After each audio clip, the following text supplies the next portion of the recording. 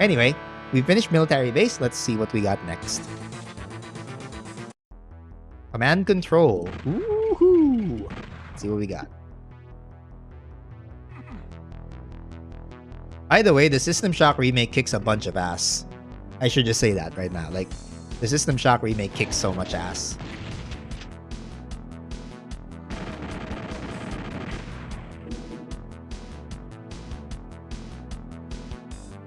Also, a Medieval is now my favorite new blood. It's amazing. I just wish that all these levels... okay. The one thing that I will say that became a point of discussion, at least with some people that with some of the boomer shooter people I have talked to, is that I wish that a lot of these newer engines would be more capable of... oh, that was a secret? Cool. I wish these newer engines would be more capable of putting out like thousands of monsters in areas at once. Because like, even with a medieval, I sort of get disappointed with like the monster counts that we have per level. It's usually in the high teens to about the low hundreds. So you think like 115, 125 and all that. I kind of want to see these boomer shooters get up to like 300, 400 monsters per map, 500. I like Ion Theory more than it. All I remember from Medieval is the final episode hurting my eyes. I love the final episode of Medieval, The Void. Honestly, I think some of the cool things about the old engines was what people pulled off with the limitation of the game. Boomer is a misnomer anyway. We're all Gen X. Well, technically, I'm at the very tail end of millennial.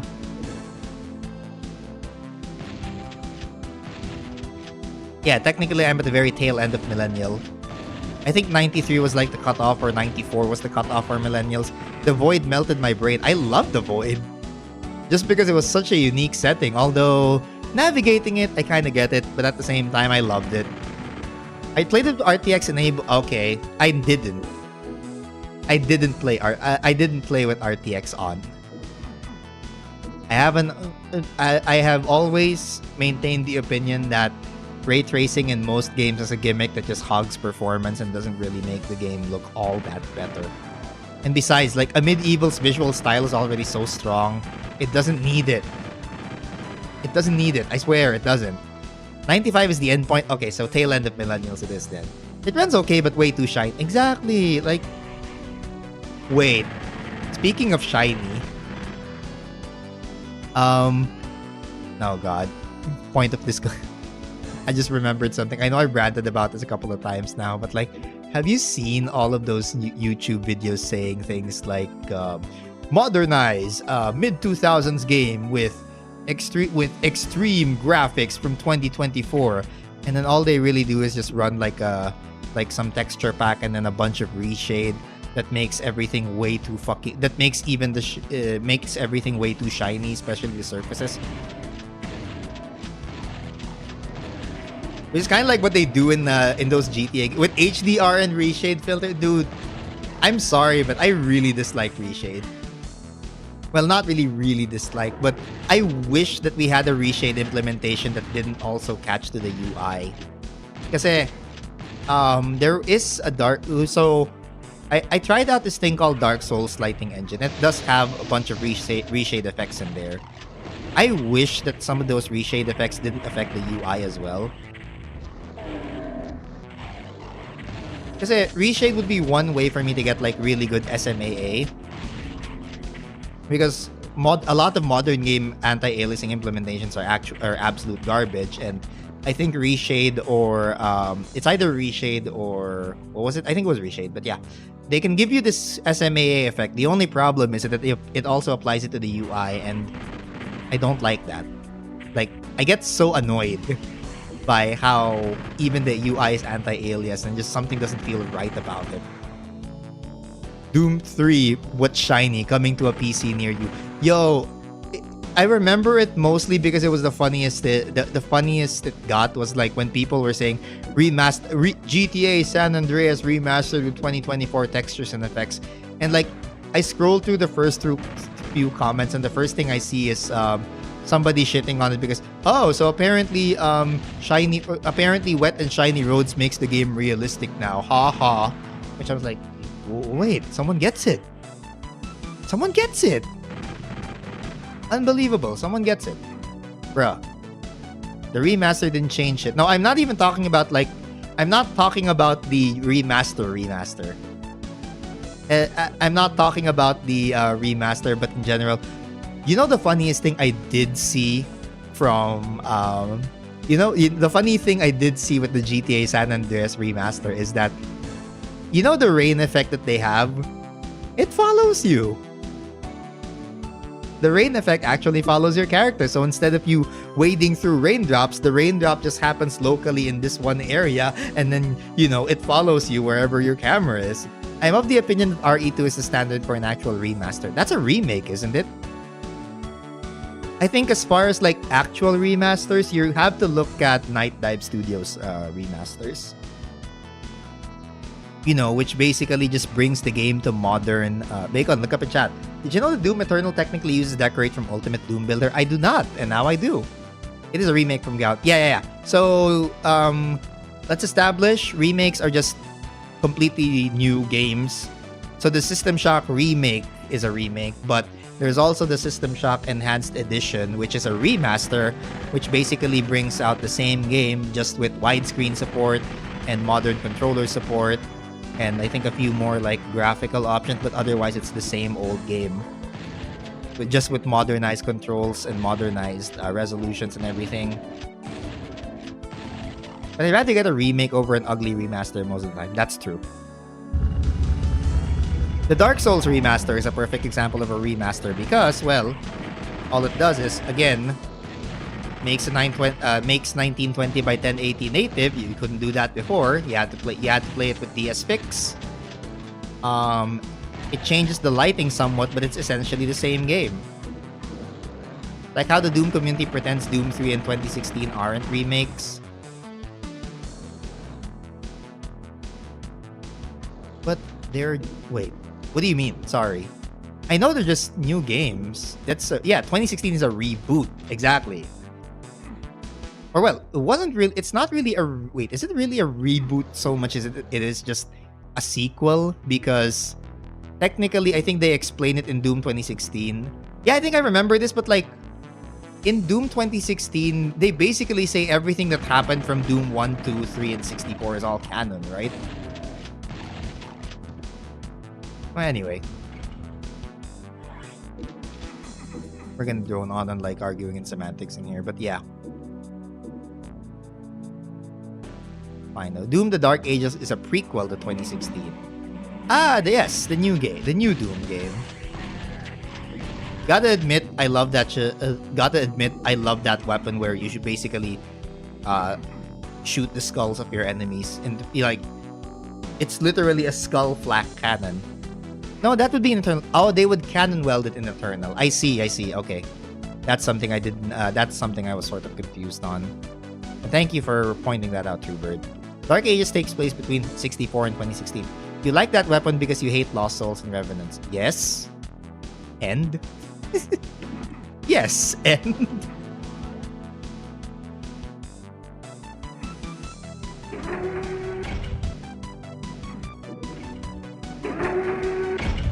It essentially retconned Doom 3.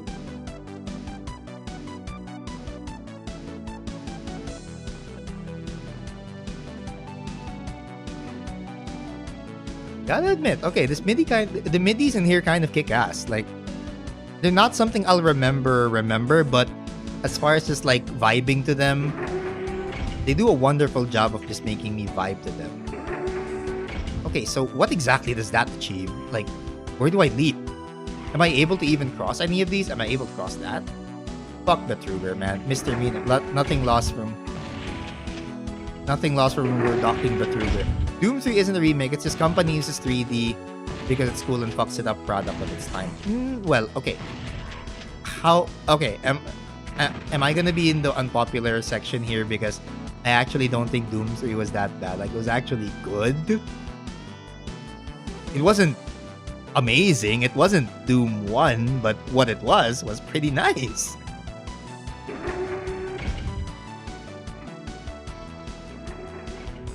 Oh, I see a switch.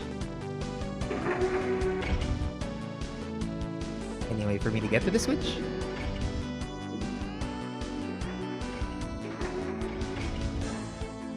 I think of Doom 3 as the benchmark for 7 out of 10 games. You know, that's a really good assessment. Yeah. I don't remember any of the stories and events in the games, to be honest.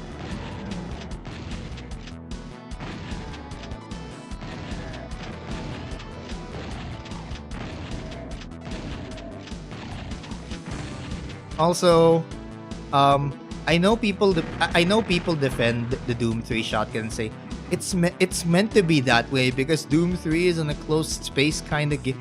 You know, that game is it's in enclosed spaces. That of course it works like that, but at the same time, so unsatisfying. Yes, I don't like the Doom 3 shotgun.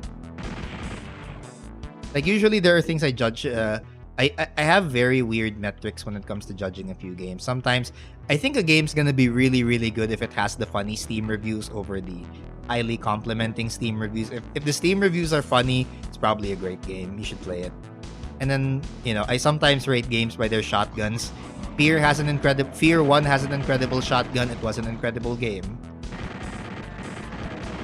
Doom 3 has a shit shotgun, but it's a good game. So, you know, maybe my rating system isn't really worth anything. Now the Doom 3 shotgun can buzz off. Right? Exactly. Like, it's still a shit weapon. I'm sorry. Doom 3's best gun is the rocket launcher. Fight me. Plasma gun, but okay, I'll take rocket launcher. I'll say plasma gun just because it doesn't have the unnecessary noise that the earlier Doom plasma gun has. I'm not saying Doom 3 is bad. I'm saying that like the games all in its time, it was using 3D because 3D was hot. That's fair. Kind of like it's kind of like how it's kind of like how the mid to late 2000s used a lot of sepia and, you know, that yellow tint because it was the thing at the time, right? It was a thing for a certain time to have this piss filter in certain games. I remember the super shotgun from Quake 2. Oh my god, yes. Quake 2 super shotgun is fantastic. Just firing sound, design. Yes. I think it might even be better than Doom 2 Super Shotgun. But don't quote me on that.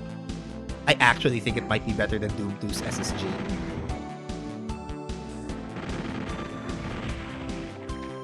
Just gives off this satisfying thunk. Yes, like how everyone wants to put AI in everything now. Oh god. Oh, don't remind me, dude. I just went through an entire Twitter feed filled with people just doing these AI roasts. Sorry, I'm not into it. Like, they basically put this sort of AI thing where the AI checks your Twitter profile and then roasts you based on it. And I was like, nah, bro, this ain't it. I don't like it. I'm sorry. Like, it even follows this it follows a pattern.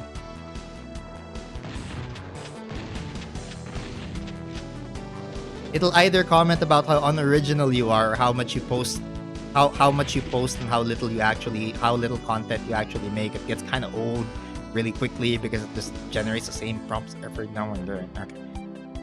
Okay. Or call everything AI generated. Yeah, there's that too. I like how it's both two sides of the coin, right? Quake 1 pretty much has an SSG and I'd give that a 0 out of 10 just for how it feels to use. Yeah. Bacon, you're bald. Thank you. Bald is beautiful. And also, hello there, Josh Legion. Welcome in. Doom 3 Resurrection of Evil has an SSG. Much better. Yeah, that makes it much better. That makes the game much better. Okay, real talk. If people rely a lot on AI, doesn't that mean that they're indirectly AI admitting AI is better than humans? The thing is, with AI, it's more... I wish it did more of the mundane stuff and let us do our art. Instead, it's doing the opposite thing. It's horrible, which sucks.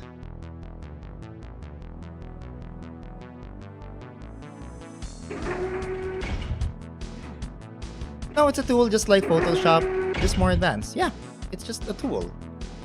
The way you use it is... Yeah, if it was real AI, we're not there yet and won't be for decades. Right now, I think I think the AIS thing we got is mostly machine learning and generatives. The main form of AI we have now is just statistical lexicon analysis. Yeah, it's pretty much just built on like data sets, right?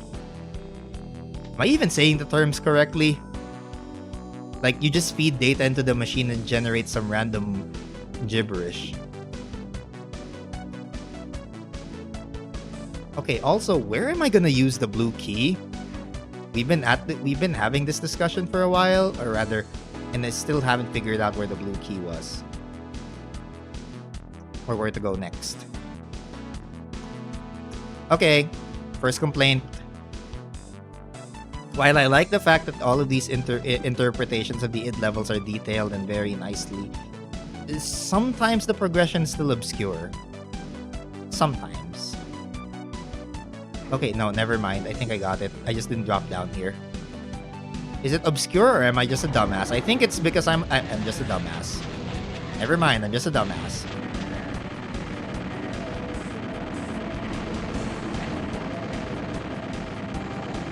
Oh wait, I have punch.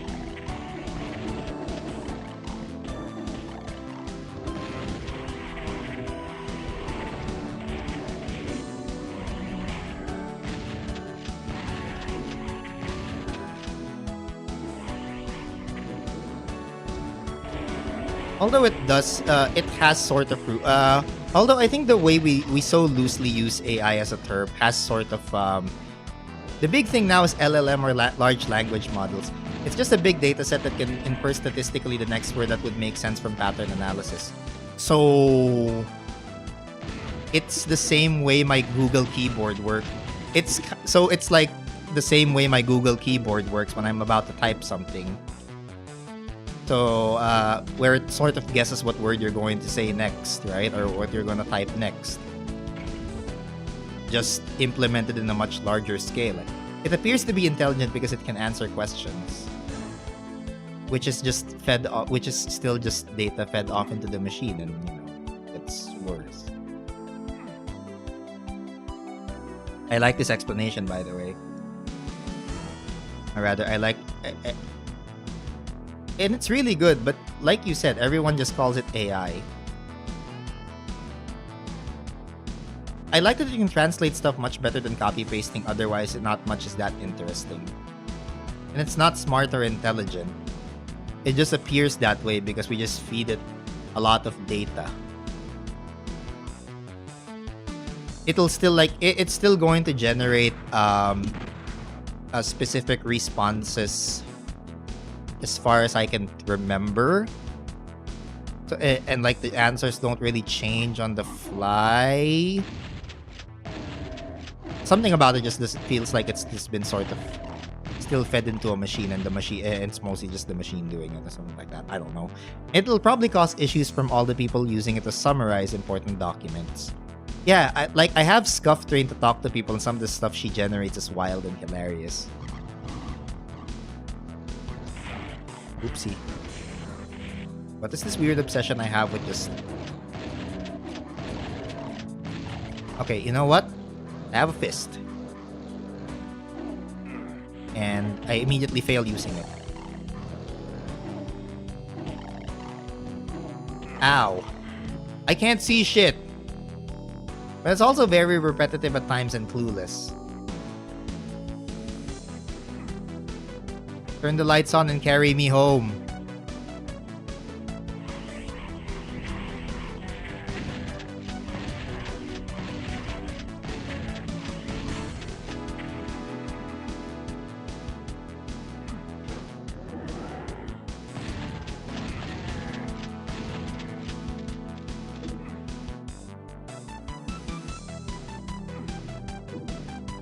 On Reddit, I laughed at this lady who was complaining that her husband was cheating on her with an AI bot that was into things. I had to tell that the bot is only giving him things because that's his fantasy. Hey there. Hey, Grizzly Old B. Welcome in. Hello. Welcome to stream. Actually, and also, yeah, you're right. And also, oh my god, cheating.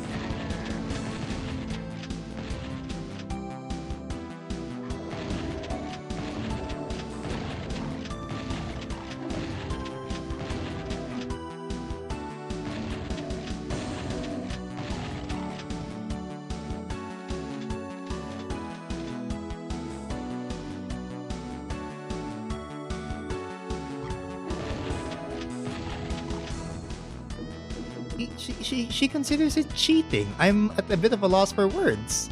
Welcome back, Shep. I'm a bit at a loss for words. That somehow constitutes as cheating. But okay, I guess. Also, hey Grizz. Yeah, hello, Grizz. Welcome in. Oh, cool. Ultimate Doom in name only? What does it mean? You basically create an entirely new thing based off the titles of Doom's levels. The mapper makes the map based on the main name alone. See, I can't even explain it properly. Wait, what is missing? What exactly is missing? Why can't I open this?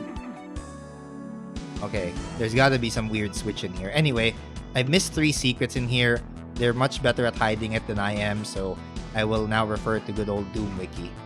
I see you're still in E1, heh. Yeah, E1M4. Like I said, I can probably do like 2 episodes of this and then I'll leave the next 2 episodes for later. In the actual game, the map only vaguely feels like what the map is named. Sorry, I didn't want to be so negative. Let's try again. Hi, Shep positive and Shep negative.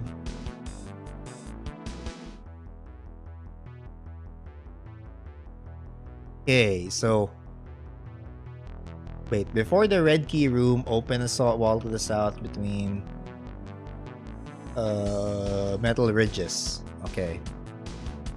Yes, I'm actually reading this off Doom Wiki, I know. Unforgivable. Okay. Well, this was the one I got, so at least it isn't Doom from photographic memory. That WAD is scary. Doom 2 the way we remember it? Doom Wiki. Yeah. We've had Shep Plus, but what about the next level of Shep? Shep Plus Plus.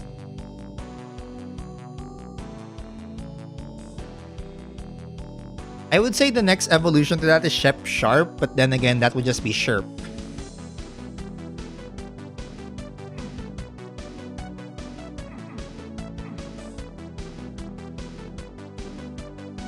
Increment plus Shep. It's like NG plus of Overboard, but better C. Shep to 20.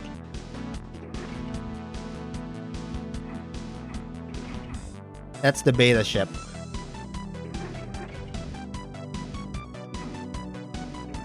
The pre-release.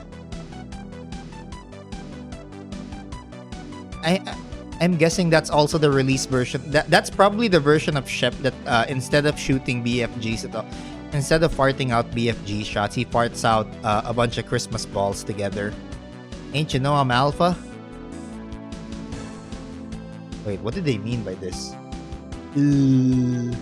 Before the red key room, open the walls out, metal ridges. Wait, what's the red key room again? Fuck, I forgot. See, I forget where I got the red key. Oh no, wait, that might be this. No, never mind. I got that already. Flip the switch to the east and quickly run south. Okay, got that. Large water area. Flip the switch to the east and lower the central rock. No, Alpha Enzo. Alpha Romeo. Beta Shep sounds like someone who would say, I'm Commander Shepard. This is my favorite store in the city. I thought he'd be the one that says report the ship as soon as possible. Okay.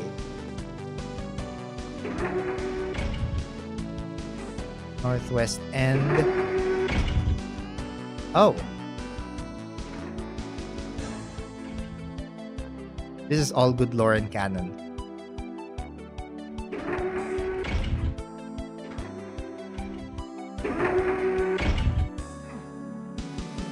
Okay.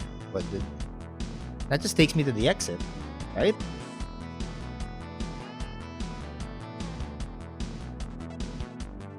Oh no! Okay, I get it now.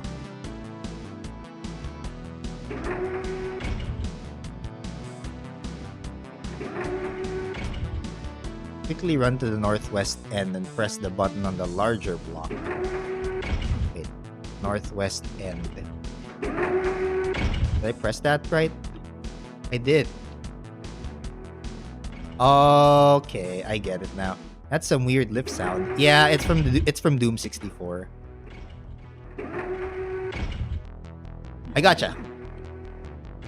Okay, so that's 4 out of 6. Lol, you have 3 secrets to find, it seems. Yep, I've already got now it's just 2.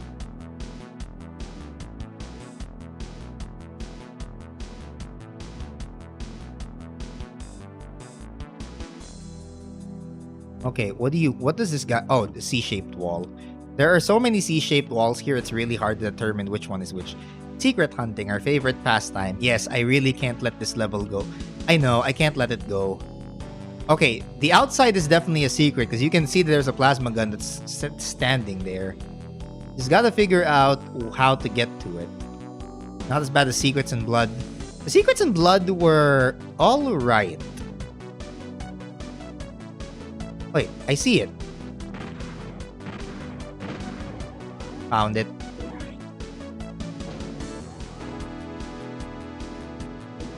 There we go. Okay, we got it. I'm serious about that. You know that I love putting obscure secrets in my maps. Yes, I know. I played your map. I would not have been able to get that without you telling me what exactly to do. You can tell it's a cannonball map when the layout looks like someone took the hexagon shape and stamped it all around. Is this Cannonball's map too? Honestly, the only indicator to me that this is a cannonball map is that it has very good flow. It has very good combat design and combat encounters. I like how you should see some of Clippy's secrets. Oh god, no. He had a hand in it. I see. There we go. Stu Boy, DJV, Dobugabu Maru, and Cannonball. Oh wait, this was made by Stuart Rin too. Very nice.